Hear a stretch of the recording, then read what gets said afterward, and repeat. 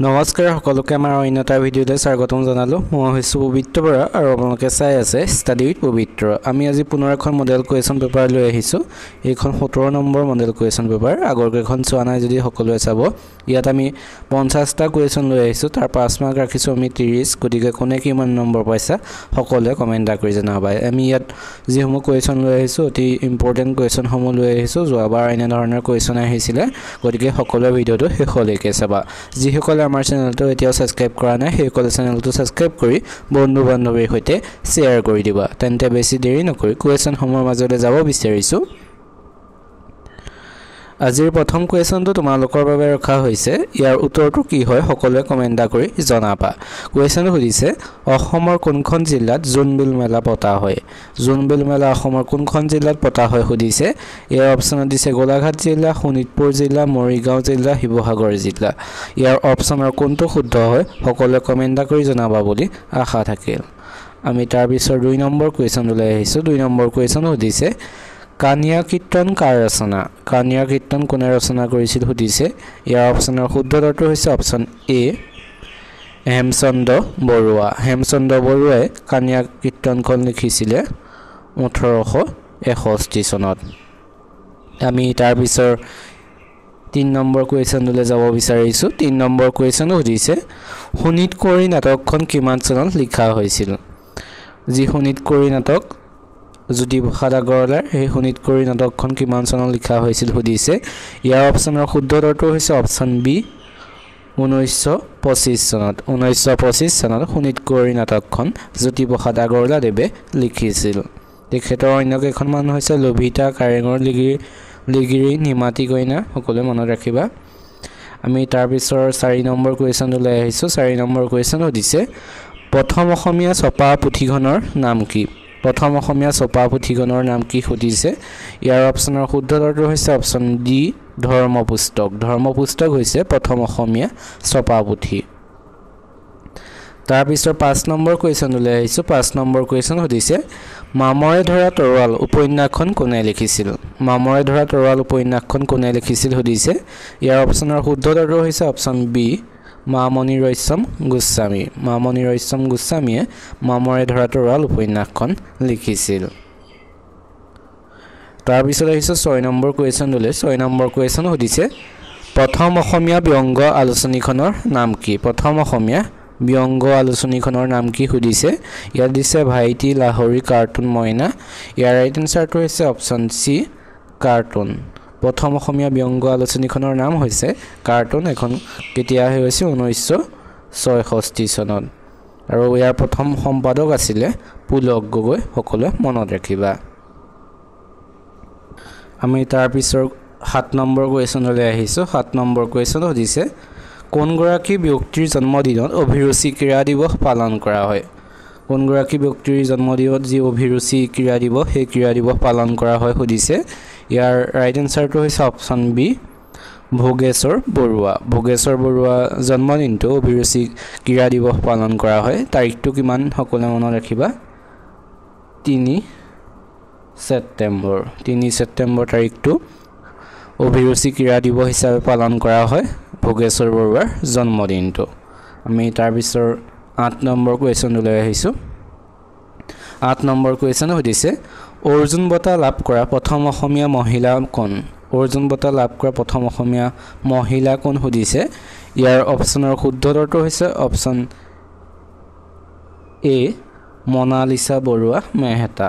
মনালিছা বৰুৱা মেহতা হৈছে অৰ্জুন বঁটা লাভ কৰা প্ৰথম অসমীয়া মহিলা।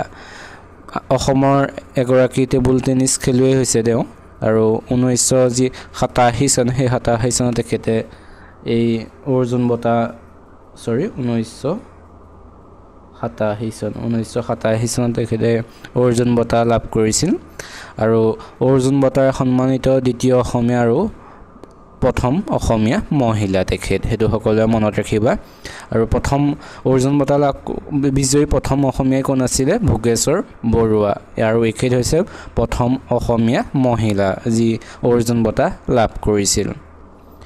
আমি তাৰপিছত 9 নম্বৰ কুৱেশ্যনলৈ আহিছোঁ। 9 নম্বৰ কুৱেশ্যন সুধিছে, নুমলীগড় শোধনাগাৰটি কোনখন জিলাত অৱস্থিত? হয়তো সকলোৱে জানাইছেগে নুমলীগড় শোধনাগাৰটি কোনখন জিলাত অৱস্থিত ইয়াৰ ৰাইট এনসাৰটো হৈছে অপচন সি গোলাঘাট জিলাত নুমলীগড় শোধনাগাৰটি অৱস্থিত এটো অসম চুক্তিৰ ফলস্বৰূপে সৃষ্টি হৈছিল এটো আহে অসম চুক্তিৰ ফলস্বৰূপে সৃষ্টি হোৱা শোধনাগাৰটোৰ নাম কি এটো হ'ব কি নুমলীগড় শোধনাগাৰ ক'ত আছে গোলাঘাট জিলাত আমি তাৰ পিছৰ 10 নম্বৰ কোৱেশ্চনলৈ আহিছো 10 নম্বৰ কোৱেশ্চন উদিছে হেম সৰস্বতীয়ে কোনজন কমতা ৰজাৰ পৃষ্ঠপোষকতা লাভ কৰিছিল হেম সৰস্বতীয়ে কোনজন কমতা ৰজাৰ পৃষ্ঠপোষকতা লাভ কৰিছিল সুধিছে ইয়াৰ ৰাইট এনসাৰটো হৈছে অপচন বি দুৰ্লভ নাৰায়ণৰ পৃষ্ঠপোষকতা লাভ কৰিছিল হেম সৰস্বতীয়ে তেওঁৰ পৃষ্ঠপোষকতা তেওঁ যি প্ৰহ্লাদ চৰিত আৰু হৰগৌৰী সংবাদ নামৰ দুখন কাব্যগ্ৰন্থ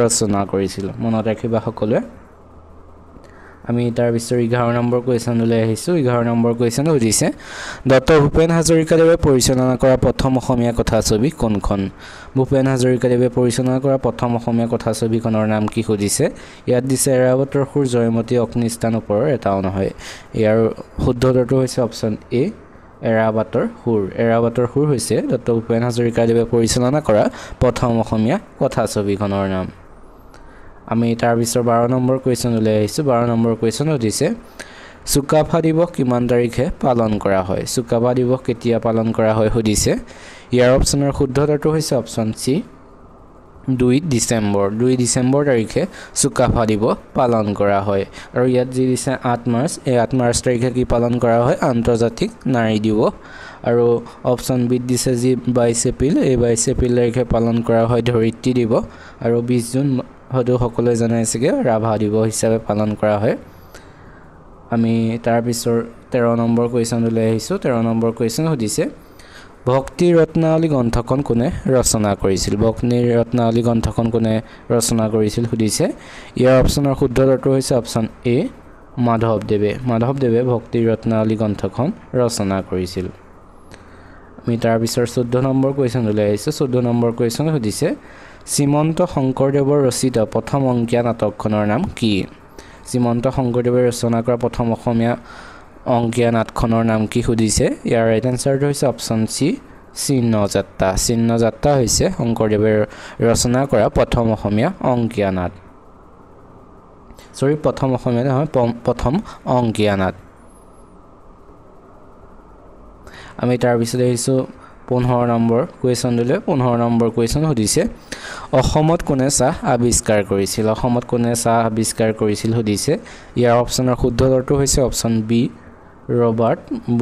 ৰবাৰ্ট বুছে অসমত প্ৰথম চাহ আৱিষ্কাৰ কৰিছিল আৰু অসমৰ প্ৰথম চাহ খেতিয়ক কোন হৈছে মণিৰাম দেৱান অসমৰ প্ৰথম চাহ খেতিয়ক কোন ইয়াৰ ৰাইট এনসাৰ হ'ব মণিৰাম দেৱান আৰু অসমত প্ৰথম চাহ আৱিষ্কাৰ কৰিছিল ৰবাৰ্ট বুছে আমি তাৰ পিছৰ 16 নম্বৰ কোৱেশ্চনলৈ আহিছো 16 নম্বৰ কোৱেশ্চন সুধিছে অসম সাহিত্য সভাৰ চতুৰ্থজন সভাপতি কোন আছিল সুধিছে ইয়াৰ ৰাইট এনসাৰটো হৈছে অপচন ডি হেমচন্দ্ৰ গোস্বামী হৈছে অসম সাহিত্য সভাৰ চতুৰ্থজন সভাপতি অসম সাহিত্য সভাৰ প্ৰতিষ্ঠা দিৱস কিমান তাৰিখে পালন কৰা হয় সকলোৱে মনত ৰাখিবা 27 ডিসেম্বৰ তাৰিখে প্ৰতিষ্ঠা দিৱস পালন কৰা হয় আমি তাৰ পিছৰ 17 নম্বৰ কোৱেশ্চনলৈ আহিছো 17 নম্বৰ কোৱেশ্চন সুধিছে সৰস্বতী সন্মান লাভ কৰা প্ৰথম অসমীয়া কোন আছিল সুধিছে ইয়াৰ অপচনৰ শুদ্ধ উত্তৰটো হৈছে অপচন বি লক্ষ্মীনন্দন বৰা হৈছে সৰস্বতী সন্মান লাভ কৰা প্ৰথম অসমীয়া তেখেতে 2008 চনত এই সৰস্বতী সন্মান লাভ কৰিছিল কায়গল্প উপন্যাসখনৰ বাবে আমি তাৰ পিছৰ 18 নম্বৰ কোৱেশ্চনলৈ আহিছো 18 নম্বৰ কোৱেশ্চন সুধিছে অসমৰ বৃহৎ ৰাষ্ট্ৰীয় উদ্যানখনৰ নাম কি বৃহত্তম ৰাষ্ট্ৰীয় উদ্যানখনৰ নাম কি সুধিছে ইয়াৰ ৰাইট এনসাৰটো হৈছে অপচন এ কাজিৰঙা ৰাষ্ট্ৰীয় উদ্যান হৈছে অসমৰ বৃহত্তম ৰাষ্ট্ৰীয় উদ্যান তাৰ পিছত 19 নম্বৰ কোৱেশ্চনলৈ 19 নম্বৰ কোৱেশ্চন সুধিছে অসমৰ ক্ষুদ্ৰতম অভয়াৰণ্যখনৰ নাম কি সুধিছে ইয়াৰ ৰাইট এনসাৰটো হৈছে অপচন সি গৰমপানী অভয়াৰণ্য হৈছে অসমৰ ক্ষুদ্ৰতম অভয়াৰণ্য তাৰ পিছত আহিছো আজি 20 নম্বৰ কোৱেশ্চনলৈ 20 নম্বৰ কোৱেশ্চন সুধিছে হিন্দু উপাধি গ্ৰহণ কৰা প্ৰথম আহোম ৰজা কোন আছিল হিন্দু উপাধি গ্ৰহণ কৰা প্ৰথম আহোম ৰজাজন কোন আছিল সুধিছে ইয়াত দিছে চুহুংমুং চুকাফা শিৱসিংহ পুৰন্দৰ সিংহ ইয়াৰ ৰাইট এনসাৰটো হৈছে অপচন এ চুহুংমুং হৈছে হিন্দু উপাধি গ্ৰহণ কৰা প্ৰথমজন আহোম ৰজা তোমালোকে আজি কোৱেশ্যনসমূহ কেনেকুৱা পাইছা সকলোৱে কমেণ্ট কৰি জনাবা যদি ভাল পাইছা তেনেহলে চেনেলটো সাবস্ক্ৰাইব কৰি বন্ধু বান্ধৱীৰ সৈতে শ্বেয়াৰ কৰি দিবা যদি আৰু পিআৰ পিডিএফসমূহ পাব বিচাৰা তেন্তে ডেসক্ৰিপচনত টেলিগ্ৰাম লিংকটো দিয়া আছে সকলো তাত জয়েন হৈ লবা আমি ইতিমধ্যে 20টা কোৱেশ্যন আলোচনা কৰিলো এতিয়া আমি তাৰ পিছৰ পুনৰ 20টা কোৱেশ্যন আলোচনা কৰিম ইয়াৰ পিছৰ 1 নম্বৰ কোৱেশ্যনটো সুধিছে এনে কৈছ হয় আমি পুনৰ 1 নম্বৰ পৰা কোৱেশ্যনসমূহ লৈ আহিছো অসম দিৱস কিমান তাৰিখে পালন কৰা হয় অসম দিৱস কিমান তাৰিখে পালন কৰা হয় সুধিছে ইয়াৰ অপচনৰ শুদ্ধ উত্তৰটো হৈছে অপচন বি 2 ডিসেম্বৰ তাৰিখে অসম দিৱস পালন কৰা হয় তাৰ পিছৰ কোৱেশ্যনটো সুধিছে নিম্নলিখিত কোনখন গ্ৰন্থ ভৱানন্দ দত্তৰ ৰচনা ভৱানন্দ দত্তই তলৰ কোনখন গ্ৰন্থ ৰচনা কৰিছিল সুধিছে ইয়াত দিছে দৃষ্টি আৰু দৰ্শন সাহিত্য আৰু সত্য তৰংগ শংকৰদেৱ ইয়াৰ ৰাইট এনসাৰটো হৈছে অপচন এ দৃষ্টি আৰু দৰ্শন এখন কোনে ৰচনা কৰিছিল ভৱানন্দ দত্তই আমি তাৰ পিছৰ 3 নম্বৰ কোৱেশ্যনটো লৈ আহিছো 3 নম্বৰ কোৱেশ্যন সুধিছে দ্বিতীয় মহাযুদ্ধৰ পটভূমিত ৰচিত জ্যোতিপ্ৰসাদ আগৰৱালাৰ তৃতীয় নাটকখনৰ নাম কি যি দ্বিতীয় মহাযুদ্ধৰ পটভূমিত ৰচিত জ্যোতিপ্ৰসাদ আগৰৱালাই কোনখন নাটক ৰচনা কৰিছিল সুধিছে তৃতীয়খন নাটক এইখন হৈছে অপচন সি লভিতা নাটকখন তেখেতে দ্বিতীয় মহাযুদ্ধৰ পটভূমিত ৰচনা কৰিছিল আমি তাৰ পিছৰ কোৱেশ্যনটো লৈ আহিছো তাৰ পিছৰ কোৱেশ্যনটো সুধিছে লক্ষ্মীনাথ বেজবৰুৱাই কোনখন আলোচনীৰ জৰিয়তে সাহিত্য চৰ্চাৰ আৰম্ভ কৰিছিল লক্ষ্মীনাথ বেজবৰুৱাদেৱে কোনখন আলোচনীৰ জৰিয়তে সাহিত্য চৰ্চাৰ আৰম্ভ কৰিছিল সুধিছে ইয়াৰ অপচনৰ শুদ্ধ উত্তৰটো হৈছে অপচন বি জোনাকী আলোচনীখনৰ জৰিয়তে তেখেতে সাহিত্য চৰ্চাৰ আৰম্ভণি কৰিছিল আমি তাৰ পিছৰ 5 নম্বৰ কোৱেশ্যনটো সুধিছো 5 নম্বৰ কোৱেশ্যন হৈছে কাৰেংঘৰ কোনজন আহোম স্বৰ্গদেৱে নিৰ্মাণ কৰিছিল কাৰেংঘৰ কোনজন আহোম স্বৰ্গদেৱে নিৰ্মাণ কৰিছিল সুধিছে ইয়াৰ ৰাইট এনসাৰটো হৈছে অপচন এ ৰাজেশ্বৰ সিংহই কাৰেংঘৰ নিৰ্মাণ কৰিছিল আমি তাৰ পিছৰ কোৱেশ্যন লৈ আহিছো তাৰ পিছৰ কোৱেশ্যন সুধিছে কোন আহোম ৰজাৰ দিনত মোৱামৰীয়া বিদ্ৰোহ সংঘটিত হৈছিল কোনজন ৰজাৰ দিনত মোৱামৰীয়া বিদ্ৰোহ হৈছিল সুধিছে ইয়াৰ ৰাইট এনসাৰটো হৈছে অপচন সি লক্ষ্মী সিংহৰ দিনত মোৱামৰীয়া বিদ্ৰোহ সংঘটিত হৈছিল তাৰ পিছৰ 7 নম্বৰ কোৱেশ্যন সুধিছে ইটাখুলিৰ ৰণ কোনজন আহোম ৰজাৰ ৰাজত্বকালত হৈছিল সুধিছে ইয়াৰ ৰাইট এনসাৰটো হৈছে অপচন ডি গদাধৰ সিংহৰ ৰাজত্বকালত ইটাখুলিৰ ৰণ সংঘটিত হৈছিল তাৰ পিছৰ 8 নম্বৰ কোৱেশ্যনটো সুধিছে অযোধ্যা ৰাম মন্দিৰৰ মুঠ উচ্চতা কিমান অযোধ্যাৰ যি ৰাম মন্দিৰ সেই ৰাম মন্দিৰৰ মুঠ উচ্চতা কিমান সুধিছে ইয়াৰ ৰাইট এনসাৰটো হৈছে অপচন এ 161 ফুট হৈছে অযোধ্যাৰ ৰাম মন্দিৰৰ উচ্চতা আৰু এই ৰাম মন্দিৰ ক'ত অৱস্থিত উত্তৰ প্ৰদেশত আমি তাৰ পিছৰ 9 নম্বৰ কোৱেশ্যন লৈ আহিছো 9 নম্বৰ কোৱেশ্যন সুধিছে কোন চনত মাদ্ৰাজ বিশ্ববিদ্যালয় স্থাপন কৰা হৈছিল সুধিছে ইয়াৰ ৰাইট এনসাৰটো হৈছে অপচন এ 1857 চনত মাদ্ৰাজ বিশ্ববিদ্যালয় স্থাপন হৈছিল তাৰ পিছত আহিছো 10 নম্বৰ অৰ্থাৎ 30 নম্বৰ কোৱেশ্যনলৈ আমি যদি সিৰিয়েলকে চাও 30 নম্বৰ আমি এনেকে নম্বৰটো অলপ খেলিমেলি আছে যেটো আমি পুনৰ 1 ৰ পৰা 20 ৰ পিছত 1 ৰ পৰা আলোচনা কৰিছো গতিকে তেনে হলে 10 হয় আৰু টোটাল হলে 30 হয় 30 নম্বৰ কোৱেশ্যন সুধিছে নাবাৰ্ডৰ মুখ্য কাৰ্যালয় ক'ত অৱস্থিত সুধিছে ইয়াৰ ৰাইট এনসাৰটো হৈছে অপচন বি মুম্বাইত নাবাৰ্ডৰ মুখ্য কাৰ্যালয় অৱস্থিত নাবাৰ্ড কিমান চনত গঠন কৰা হৈছিল 1982 চনত আমি তাৰ পিছৰ 11 নম্বৰ কোৱেশ্যন লৈ আহিছো 11 নম্বৰ কোৱেশ্যন সুধিছে কাউপি জলপ্ৰপাত কোনখন ৰাজ্যত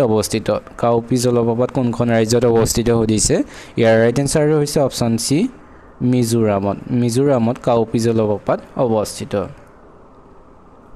তাৰপিছতে আহিছোঁ 32 নম্বৰ কুৱেশ্যনলৈ 32 নম্বৰ কুৱেশ্যন সুধিছে ভাৰত বুৰঞ্জীত কোনটো যুগক সোণালী যুগ হিচাপে জনা যায় সোণালী যুগ হিচাপে ভাৰত বুৰঞ্জীত কোনটো যুগক জনা যায় সুধিছে ইয়াৰ ৰাইট এনসাৰটো হৈছে অপচন এ গুপ্ত যুগক সোণালী যুগ বুলি জনা যায় আমি তাৰ পিছৰ 13 নম্বৰ কুৱেশ্যনটো সুধিছে উত্তৰ পূৰ্বাঞ্চলৰ কোনখন ৰাজ্যত মাতৃতান্ত্ৰিক সমাজ ব্যৱস্থা প্ৰচলিত মাতৃতান্ত্ৰিক সমাজ ব্যৱস্থাটো উত্তৰ পূৰ্বাঞ্চলৰ কোনখন ৰাজ্যত অৱস্থিত সুধিছে প্ৰচলিত ইয়াত দিছে অৰুণাচল মেঘালয় মণিপুৰ ত্ৰিপুৰা ইয়াৰ ৰাইট এনসাৰটো হৈছে অপচন বি মেঘালয় মাতৃতান্ত্ৰিক সমাজ ব্যৱস্থাটো প্ৰচলিত আমি তাৰ পিছৰ 14 নম্বৰ কুৱেশ্যনলৈ আহিছোঁ 14 নম্বৰ কুৱেশ্যন সুধিছে কাৰ শাসনকালত আজান পীৰ অসমলৈ আহিছিল আজান পীৰ কাৰ শাসনকালত অসমলৈ আহিছিল সুধিছে ইয়াৰ ৰাইট এনসাৰটো হৈছে অপচন ডি গদাধৰ সিংহৰ দিনত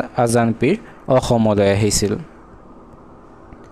তাৰ পিছত আহিছোঁ 15 নম্বৰ অৰ্থাৎ 35 নম্বৰ কুৱেশ্যনলৈ 35 নম্বৰ কুৱেশ্যন সুধিছে কুচিপুড়ি কোন ৰাজ্যৰ ধ্ৰুপদী নৃত্য কুচিপুড়ি কোনখন ৰাজ্যৰ ধ্ৰুপদী নৃত্য সুধিছে ইয়াৰ ৰাইট এনসাৰটো হৈছে অপচন এ অন্ধ্ৰপ্ৰদেশৰ ধ্ৰুপদী নৃত্য হৈছে কুচিপুড়ি সকলোৱে মনত ৰাখিবা আমি তাৰ পিছত আহিছোঁ 16 নম্বৰ কুৱেশ্যনলৈ 16 নম্বৰ কুৱেশ্যন সুধিছে মাটিকালি ফালৰ পৰা ভাৰতৰ বৃহত্তম ৰাজ্য কোনখন মাটিকালি ফালৰ পৰা ভাৰতৰ বৃহত্তম ৰাজ্য কোনখন সুধিছে ইয়াৰ ৰাইট এনসাৰটো হৈছে অপচন সি ৰাজস্থান হৈছে মাটিকালি ফালৰ পৰা ভাৰতৰ বৃহত্তম ৰাজ্য তাৰ পিছত আহিছোঁ 17 নম্বৰ কুৱেশ্যনলৈ 17 নম্বৰ কুৱেশ্যন সুধিছে বলৰ এছআই একক কি সুধিছে ইয়াৰ অপচনৰ শুদ্ধ উত্তৰটো হৈছে অপচন বি নিউটন হৈছে বলৰ এছআই একক আমি বাকি যি অপচন 8 দিছে জুল হৈছে শক্তিৰ এছআই একক কেলভিন হৈছে তাপৰ এছআই একক আৰু ওৱাট হৈছে ক্ষমতাৰ এছআই একক সকলোৱে মনত ৰাখিবা তাৰ পিছত হৈছে 38 নম্বৰ কুৱেশ্যনলৈ এনেদৰে হ'লে 18 নম্বৰ ইয়াৰ কুৱেশ্যনটো সুধিছে শব্দৰ প্ৰাবল্য জোখা এককটোৰ নাম কি সুধিছে ইয়াৰ ৰাইট এনসাৰটো হৈছে অপচন এ ডেচিবেল হৈছে শব্দৰ প্ৰাবল্য জোখা এককটোৰ নাম আমি তাৰ পিছত 19 নম্বৰ কুৱেশ্যনলৈ আহিছোঁ 19 নম্বৰ কুৱেশ্যন সুধিছে আটাইতকৈ পাতল ধাতুবিধ কি সুধিছে ইয়াৰ ৰাইট এনসাৰটো হৈছে অপচন বি লিথিয়াম হৈছে আটাইতকৈ পাতল ধাতু এতিয়া আহিছোঁ তাৰ পিছৰ 20 নম্বৰ আৰু আমাৰ সিৰিয়েলকৈ হ'লে এইটো হয় 40 নম্বৰ কুৱেশ্যন এইটো আমি আজিৰ শেষ কুৱেশ্যন হিচাপে ৰাখিছোঁ দৈত কি এচিড থাকে সুধিছে ইয়াত দিছে citric acid malic acid lactic acid ওপৰ এটা নহয় ইয়াৰ ৰাইট এনসাৰটো হৈছে অপচন সি দৈত লেক্টিক এচিড থাকে আমি যদিও 50টা কুৱেশ্যন আনিম বুলি ভাবিছিলোঁ কিন্তু সময়ৰ অসুবিধাৰ বাবে আমি 40টা কুৱেশ্যন আনিলোঁ 40টাৰ ভিতৰত তোমালোকে কিমানটা শুদ্ধ উত্তৰ কৰিব পাৰিলা সকলোৱে কমেণ্ট কৰিবা আমি ইয়াৰ 5 মাৰ্ক ৰাখিছোঁ 25 গতিকে 25ৰ ওপৰত কোনে পাইছা সকলোৱে কমেণ্ট কৰি জনাবা যিসকলে আমাৰ চেনেলটো আজি প্ৰথম চাইছা সেইসকলে চেনেলটো ছাবস্ক্ৰাইব কৰি বন্ধু বান্ধৱীৰ সৈতে শ্বেয়াৰ কৰি দিবা তেন্তে আজিলৈ ভিডিঅ'টো ইমানে ধন্যবাদ